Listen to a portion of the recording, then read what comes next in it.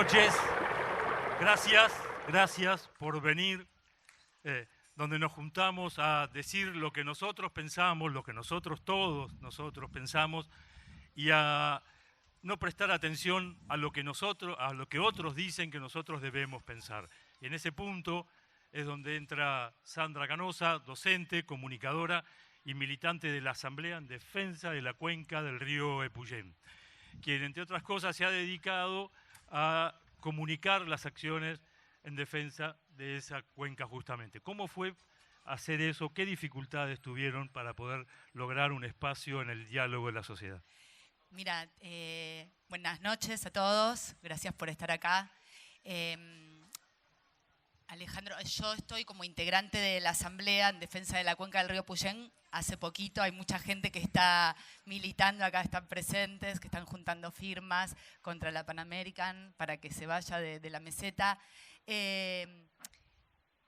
en realidad, en mi análisis y mi reflexión está basada en la dificultad que pueden llegar a tener ellos, sí, como para difundir y como para llegar a toda la población y a través de los medios de comunicación, por fuera de lo que son los medios alternativos, porque esa es la gran dificultad comunicacional que está teniendo desde hace muchos años la gente que milita en las diferentes asambleas, comunicar todas las problemáticas socioambientales que existen, porque hay un bloqueo, digamos, a nivel comunicacional e informativo por parte de los principales medios hegemónicos nacionales, y a la vez también hay una dificultad para comunicar este tipo de problemáticas en los medios regionales, que muchas veces dependen de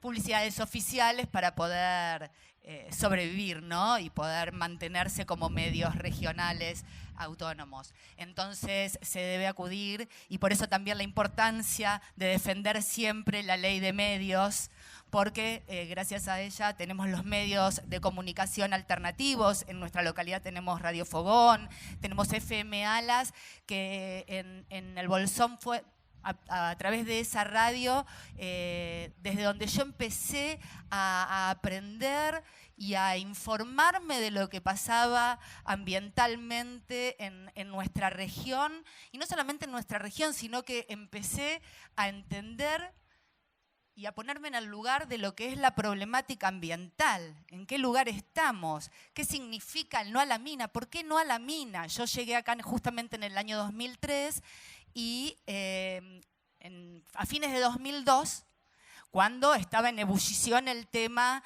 del no a la mina en Esquel y en toda la provincia, tal cual ahora, y en el 2003 se hizo el plebiscito en Esquel, del cual participé en la marcha, y ahí empecé a empaparme del tema, ¿no?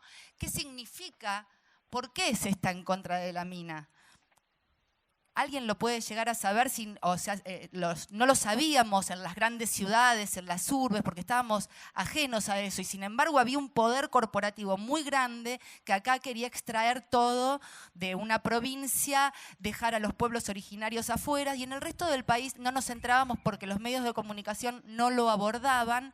Y entonces no teníamos noción, y en una ciudad uno no tiene noción de las problemáticas ambientales porque está como en otro mundo. Entonces, yo creo que lo que tenemos que empezar a trabajar también, y mi reflexión viene a partir de esto, de analizar cuáles son las estrategias o los recursos lingüísticos que podemos escuchar en los diferentes medios hegemónicos, que tienen que ver con problemáticas socioambientales, sino que no están enfocadas desde ese punto. Por ejemplo, yo me acuerdo, y todos se acordarán, hay inundaciones, hay incendios, y que son catástrofes naturales, ¿no? De la mala suerte, hubo un incendio, hubo inundaciones, y sin embargo no se lo aborda desde el punto de vista socioambiental. ¿Por qué hay inundaciones? ¿De dónde vienen? Por el mal uso de los suelos, ¿no? ¿Por qué hay incendios tan grandes en los bosques? Porque se incendian por proyectos inmobiliarios, por intereses corporativos inmobiliarios, ¿no? O sea, todo el trasfondo de estas catástrofes naturales en realidad tienen que ver con estos intereses económicos. Y eso es lo que no se conoce y eso es lo que tenemos que empezar a descubrir, a develar y a deconstruir el lenguaje que usan los principales medios con respecto al medio ambiente y al ambiente, porque ese es otro. Discúlpame, Alejandro. ¿Estoy muy apresurada? Tranquilo, para ordenar después. No, porque voy con el tema de la deconstrucción del lenguaje, ¿no? Y en ese punto, ¿cuáles son entonces los intereses que hacen que las grandes empresas comerciales que comercializan noticias, compran y venden noticias, los llamamos habitualmente medios de comunicación, tienen con los intereses de las grandes mineras, de las grandes corporaciones que impiden que los temas que nos preocupan, que nos afectan la vida, realmente se comuniquen como debiera ser?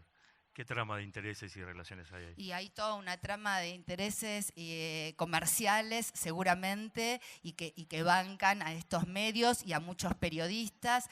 Lo conocemos de acá en algunos medios provinciales, que muchas noticias que tienen que ver con toda la lucha de la población chubutense contra la megaminería no aparecen o no se difunden en algunos medios porque en estos medios están dirigidos o están comprados por CEOs de las grandes corporaciones o empleados de esas corporaciones, ¿no? ¿Y cómo ha cambiado entonces a partir de la explosión y la masividad de las redes sociales la posibilidad de comunicar todo ese tipo de acciones? Yo creo que las redes sociales en estos tiempos están cumpliendo un rol fundamental en la comunicación de la problemática socioambiental porque es a partir de las redes que esto se está difundiendo y que la gente está empezando a conocer que realmente muchos de los problemas sociales y económicos son consecuencia de toda la explotación, de la mala explotación de la tierra, ¿no? Entonces, y del suelo, del uso del suelo.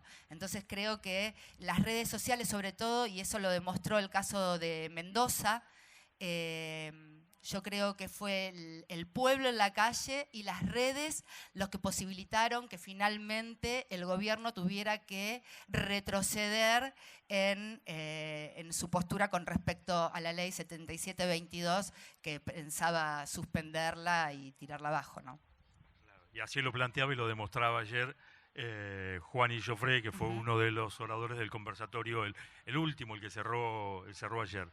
En particular, ¿qué dificultades tienen en la región para poder avanzar en la comunicación de la defensa de la cuenca del río Puyén? Yo creo que hay mucha militancia y mucho interés, pero también es una cuestión de saber el uso y el manejo de las redes, saber a qué medios de comunicación apuntar como para poder difundir lo que está sucediendo. Este tipo de encuentros es muy importante. Además, tenemos que pensar que la gente tiene que trabajar y por ahí no hay mucho tiempo en comunicar o en estar trabajando en diferentes cuestiones que tienen que ver con la difusión de la protección de toda la cuenca del río Puyén en este caso, ¿no?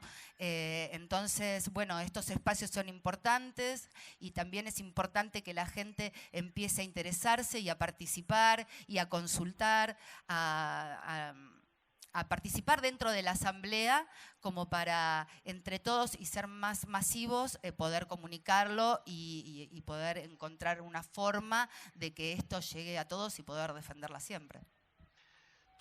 ¿Por qué es importante la cuenca del río Puyén? Eso lo explicaba bien ayer Nelson Ábalos, que no sé si está por acá. Toda la cuenca está conectada, entonces todo lo que todos los cateos mineros que hay alrededor de esta cuenca, todos los proyectos inmobiliarios que puedan estar haciéndose alrededor de todo lo que es la cuenca del río, que va desde Puyén hasta Lago Puelo y el Bolsón, eso perjudica nuestras aguas y al perjudicar nuestras aguas perjudica también a través de las napas a nuestros suelos y a todo lo que tiene que ver con la producción de nuestro lugar y también al agua que nosotros consumimos, ¿no? Eso es lo que me perjudica. Yo lo que también quería ver es esto de la deconstrucción del lenguaje, porque bueno, justamente utilizamos todo lo que tenemos, el agua como un recurso natural, y la tierra es un recurso natural, y eso es uno de los ítems que tenemos que empezar a deconstruir en lo que es el tema lingüístico del medio ambiente, porque no son recursos naturales. Ese concepto tiene una connotación, digamos, capitalista, de comercialización del recurso. Justamente son bienes comunes, tenemos que empezar a hablar de bienes comunes, porque el bien común no significa privatización, no significa comercialización, es un bien colectivo y no es de uso comerciable, sino que es de uso colectivo y es de todos. Entonces, tenemos que empezar a dejar de usar el término recursos naturales para decir es un bien común, es un bien colectivo y por eso lo tenemos que defender. Y ahí entonces vamos cerrando ese cierre perfecto y ya dejamos nuevamente en manos de Ana Laura Romeo. Gracias. Gracias. Y seguimos dentro de un rato.